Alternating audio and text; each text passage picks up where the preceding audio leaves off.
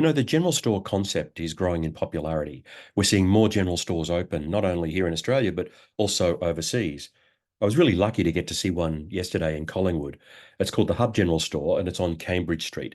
Now, let me first of all explain. I bought a few things in the shop that kind of reveal why this fits the general store concept. This really incredible jar of olives. I got a kid's periscope.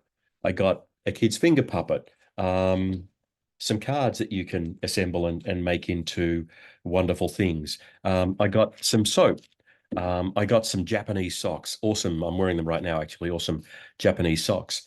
And even I got the this chocolate from Cardiff. And something a little more practical is one of the Penco pencils. So here's this shop that's selling food items. They had pasta, they had biscuits, they had bread, fresh made bread.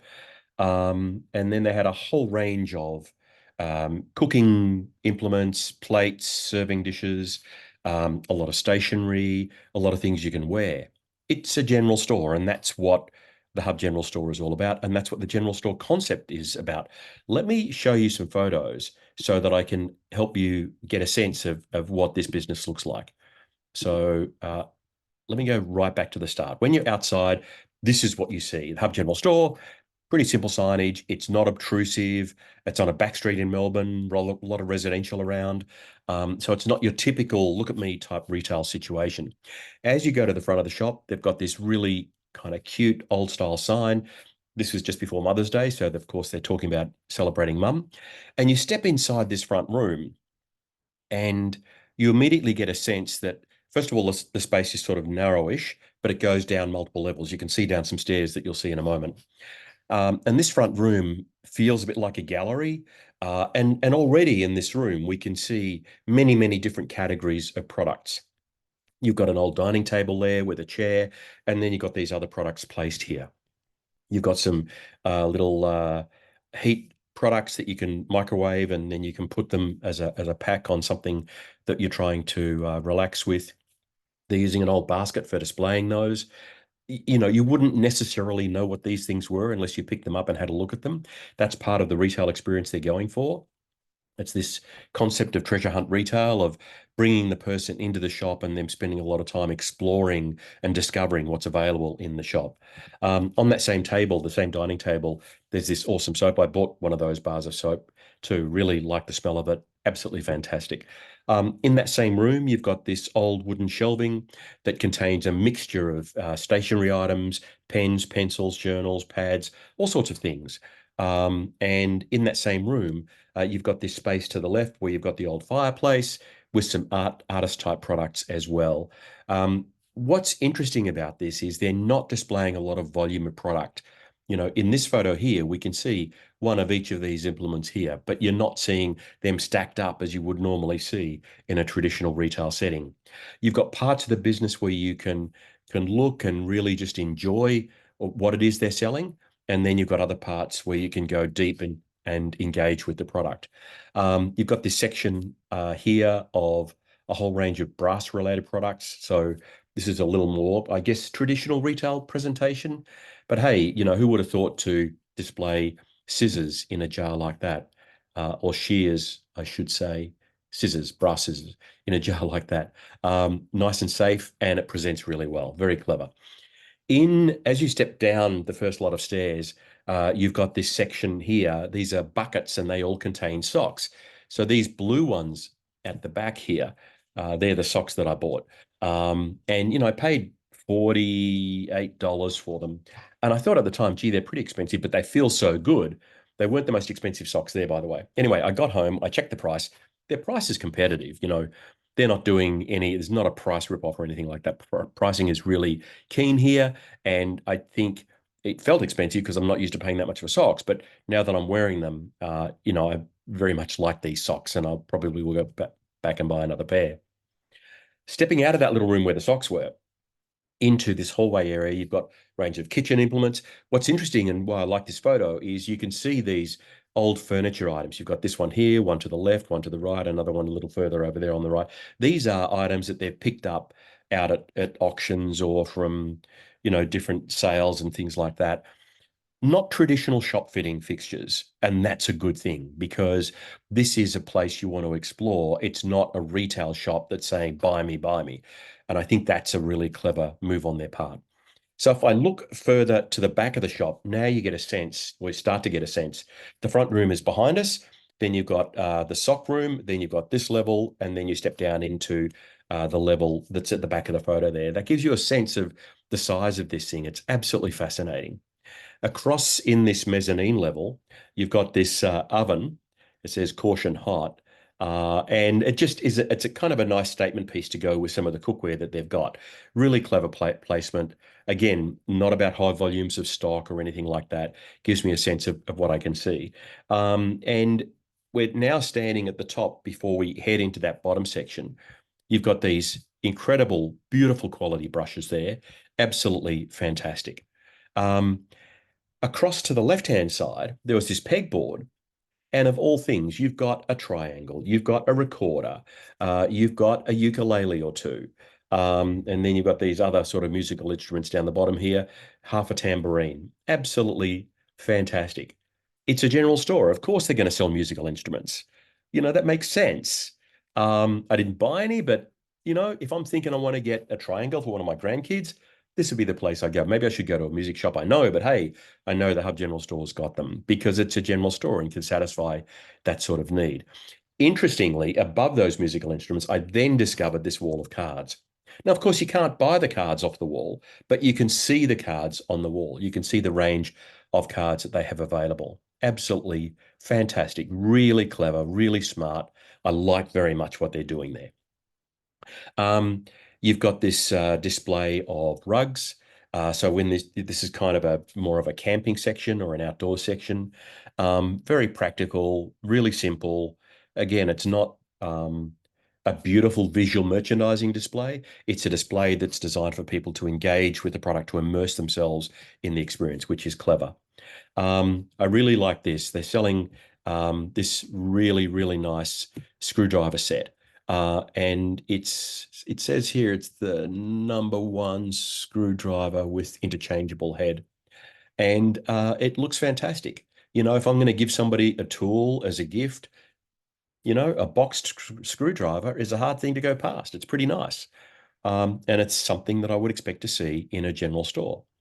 You know, we're heading into Mother's Day.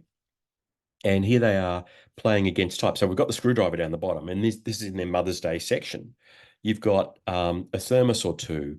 You've got various other gifts that outdoors type mums would be interested in, whether they're cooking utensils or cookbooks or camping tools or water bottles, things like that. Really clever. But that sign, gifts for the outdoor mum, it's not the usual in-your-face Mother's Day type sign. It's kind of, oh, by the way, here are gifts for the outdoor mum. Very subtle, understated, really smart. They've got food there, including, and I've had some of this jam before. This is Jam Lady Jam, absolutely fantastic, beautifully made jam. And of course, they have it there. And they're displaying it here in front of this very, very old trough. And the same old trough where you have over here on the right-hand side some sauce, and over on the left, I think that may be soap. I'm not too sure. Um, the displays are just fantastic. We head more now into an area for kids where kids can play. These are gardening tools and things like that for kids. Absolutely fantastic. This book here, the book you've got there is this book that I happened to buy because I had a teacher. Absolutely fantastic, inspiring book. I've got someone I'm going to give that to. And this is a kids section without screaming kids section. Then you've got some other journals, and these little kind of animal sort of toys that kids can make.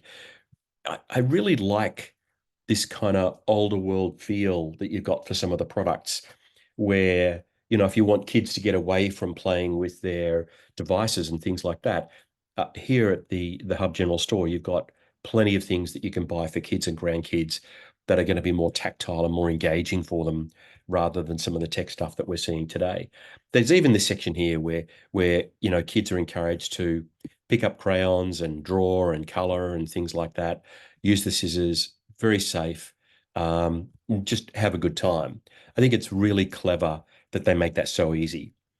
Um, in the kitchen area of the business, they've got something as simple as a range of copper sponges, absolutely fantastic. And then you've got not so far from there, you've got this kids section with these little finger puppets and things like that. This is the finger puppet that I happened to buy. Um, the register is very simple, doesn't take up a lot of space. Then you've got pasta sauces and pastas that you can see in the cabinet over to the right. At the counter, when you're there making your purchase, there's this inch licorice, which I certainly remember from when I was a kid. Absolutely fantastic. And it's an ideal spot for them to have that for an impulse purchase. When you buy bigger items, they come in this tote bag. I'll show you that in a second. They tell us that the store is cashless, and so it's all based on card payments. What's interesting is they're using a payment platform which also helps raise money for the arts. So there's a social connection to the shop. As you shop in the shop, you pay with a card. A portion of the fee that is involved in paying with the card goes to the arts. I spent $639.50 there.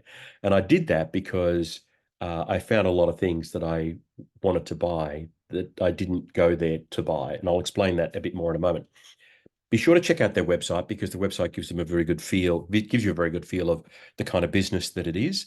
And be sure also to check out their Instagram.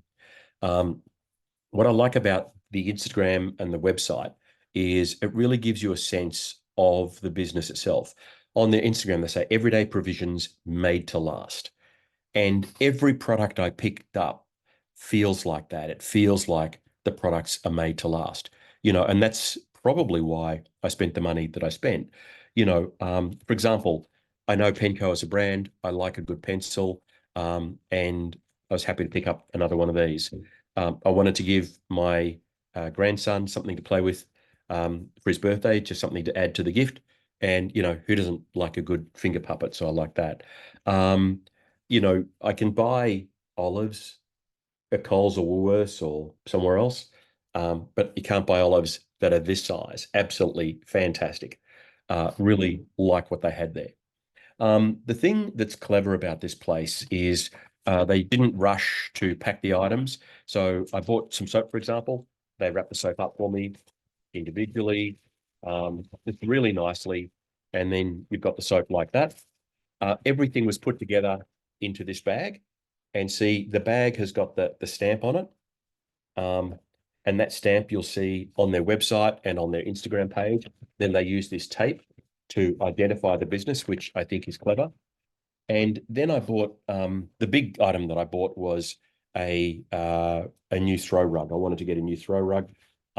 So I bought this one. This is a Jack rug. Absolutely fantastic, beautiful, beautifully made, and it's just so soft.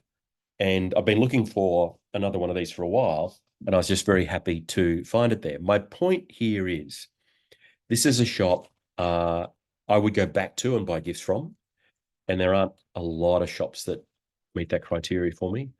It's a shop that feels like a gallery. It feels like someone's home. It feels like you're going on a treasure hunt when you're going through the shop, which is I just love. Um, and the fact that I was prepared to spend over $600 when I didn't go in there planning to buy anything, um, and I don't want that to come across as if I'm a dickhead or something, but I found things that I wanted to buy that I could put aside as gifts for people I cared about. And so it was easy to make those purchases. I felt like I could trust the curation that they'd gone through in putting the products together. I could trust their sourcing of suppliers. Um, I didn't feel pressured at any time. If I asked a question, I got an answer, but no one was following me around saying, "Can I help you?" or anything like that. The people working in the shop were happy. The customers in the shop were happy. Customers were talking to each other about items that they purchased. For example, I mentioned that I found the periscope. Now, this was one of the first things I ever made as a kid was a periscope, and I was keen to get one of these. but I didn't know they still made them. Anyway, this one's from Italy, and as soon as I saw it, I knew I had to get it. Um, and I've actively looked for these, and there are some crappy ones around. This is a well-made one, and so I was very happy to find that. And I think that's for me the key about the Hub General Store. Um, it's a thoughtful business. They've got good quality product, well presented. The displays aren't your typical loud kind of retail displays that are sort of visually noisy or anything like that. There's a subtlety to it that's very smart and engaging. And if somebody said to me, I'm coming to Melbourne, take me to a shop that's going to wow me, I would say the Hub General Store has got to be number one or number two of the shops on that list to go and have a look at, because it's gift retail done in a non-gift retail way. I think they're conceptualizing it as a general store is smart because it means they can sell a whole range of things that you wouldn't see in a traditional gift shop. It's worth driving out of the city to get to. It's worth allocating an hour or two to spend time there.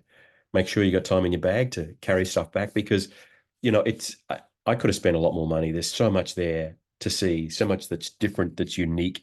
And you know that when you're in front of it, if you see something that you like, you're going to buy it, because when will I see that again? And that's the thing that's interesting. It's really good retail, very well done. And yeah, a bit of history. It's been around since 2017 or 2018. Prior to that, the owners had a furniture shop in the city, which I understand they still have. This is completely different to the furniture shop from what I've been able to read. The owner trained as an architect, and their partner is a furniture designer. You can see the sensibilities of those artistic endeavors coming together in what's being created in the shop. Really wonderful experience. I strongly recommend that any retailer get and have a look at it. I'm so grateful to have seen it, and I'm thrilled that it's here in my own backyard. I love the Hub General Store in Collingwood, and I would urge you to get and have a look at it. Thanks for watching.